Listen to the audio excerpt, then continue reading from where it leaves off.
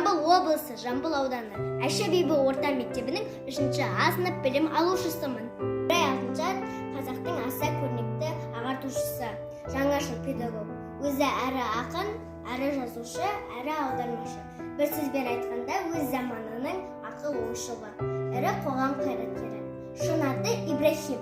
1841 жылы Қостанай облысы, Қостанай ауданы Арқарағай ауылында дүниеге келген.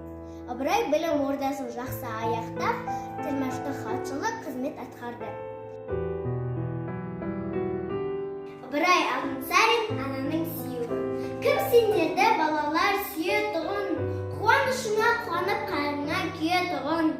Түн ұйқысын төрт бөліп кірпік қақпай, шешең байқұлдан болсын жүре тұғын. Кім сендерді балалар тербететін, еркелетіп, ойнатып, сергітетін. Жалқау болсаң, балалар, жаман болсаң, қамқор ана көз жасын көлдететін.